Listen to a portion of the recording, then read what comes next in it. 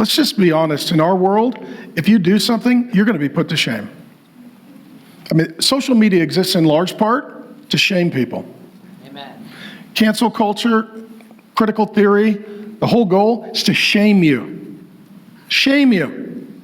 Rub your nose in it. How do I know? Well, I know a guy.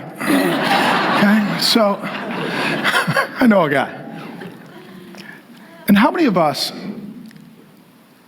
we get put to shame for things that people know? Imagine if they knew everything.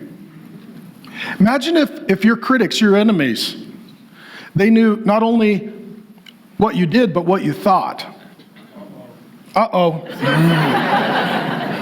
2 or 3 witnesses. There's a confirmation. Do you know that God knows every word you've ever said, every deed you've ever done, every motive you've ever held, and every inclination of your heart?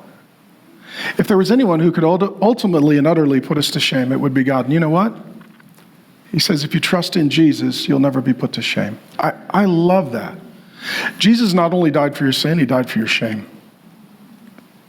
Died for your shame. It says in Hebrews that he endured the cross, scorning its shame. You know what?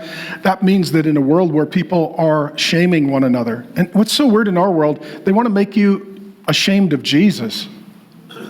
You know, God just reminds me early in Romans 1, he says, I'm not ashamed of the gospel of Jesus Christ. Amen. You know what? We should be ashamed of some of the things we've done, but we should not be ashamed of Jesus and what he's done. And if we're with Jesus, he doesn't put us to shame, so we don't live under shame, and we don't put other people to shame. I want that lifted from you. Some of you have carried a burden of shame. There are things you've said or done, ways you have failed. And it's almost like an identity that you wear. It's a burden that you bear. It's not a cross for you to carry. He took it with him to the cross, and he scorned its shame. And those who trust in him will never be put to shame.